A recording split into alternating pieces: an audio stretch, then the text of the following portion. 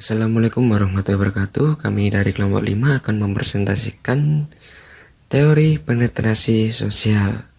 Anggota kelompok kami yang pertama adalah Muhammad Nizar Narendra, yang kedua Muhammad Fernando Putra Setio Kurniawan, yang ketiga Nadila Berlian Putri, yang keempat Nafaati Zulfa. Pertama kita akan membahas tentang pengertian teori penetrasi sosial. Teori penetrasi sosial dipopulerkan oleh Irwin Altman dan Dalmas Taylor. Teori penetrasi sosial secara umum membahas tentang bagaimana proses komunikasi interpersonal. Di sini dijelaskan bagaimana dalam proses berhubungan dengan orang lain terjadi berbagai proses gradual, di mana terjadi semacam proses adaptasi di antara keduanya, atau dalam bahasa Altman dan Taylor, penetrasi sosial. Altman dan Taylor pada tahun 1973 membahas tentang bagaimana perkembangan kedekatan dalam suatu hubungan. Menurut mereka, pada dasarnya kita akan mampu untuk berdekatan dengan seseorang yang lain sejauh kita mampu melalui proses gradual and orderly fashion from superficial to intimate levels of exchange as a function of both immediate and forecast outcomes. Analogi bawang. Altman dan Taylor mengibaratkan manusia seperti bawang merah. Maksudnya adalah pada hakikatnya manusia memiliki beberapa layer atau lapisan kepribadian. Jika kita mengupas kulit terluar bawang, maka kita akan menemukan lapisan kulit yang lainnya. Begitu pula kepribadian manusia. Lapisan kulit terluar dari kepribadian manusia adalah apapun yang terbuka bagi publik.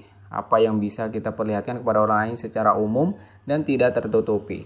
Dan jika kita mampu melihat lapisan yang sedikit lebih dalam lagi, maka di sana ada lapisan yang tidak terbuka bagi semua orang. Lapisan kepribadian yang lebih bersifat semi-private. Lapisan ini biasanya hanya terbuka bagi orang-orang tertentu saja, contohnya orang terdekat.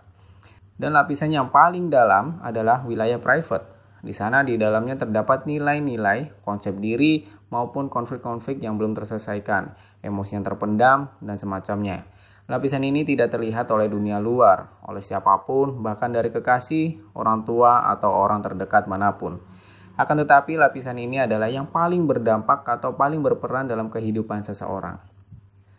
Kedekatan kita terhadap orang lain, menurut Altman dan Taylor, dapat dilihat dari sejauh mana penetrasi kita terhadap lapisan-lapisan kepribadian tadi. Dengan membiarkan orang lain melakukan penetrasi terhadap lapisan kepribadian yang kita miliki, artinya kita membiarkan orang tersebut untuk semakin dekat dengan kita.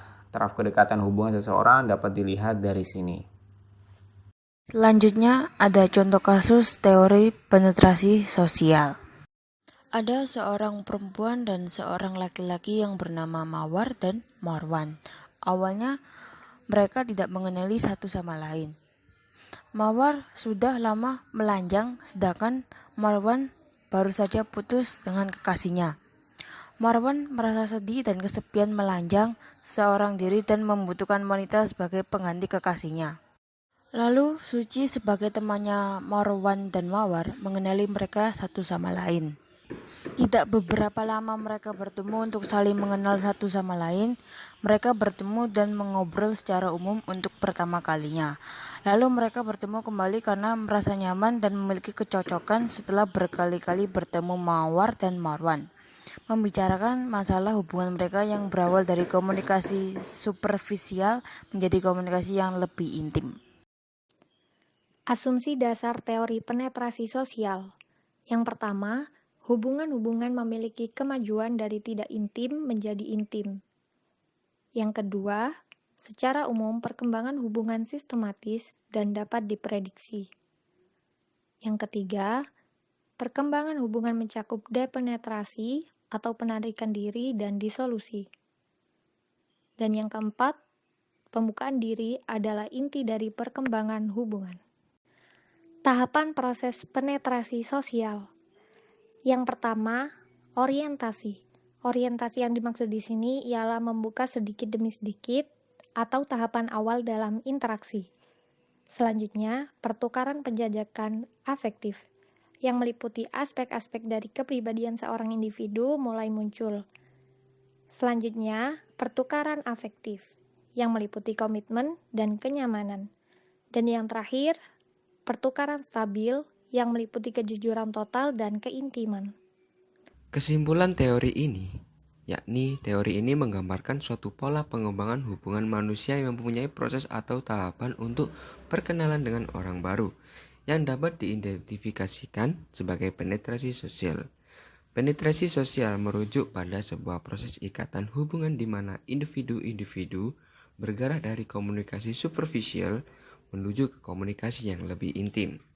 Terima kasih atas perhatiannya. Mohon maaf apabila kita mempunyai kesalahan kata, dan sampai bertemu lagi di selanjutnya. Thank you.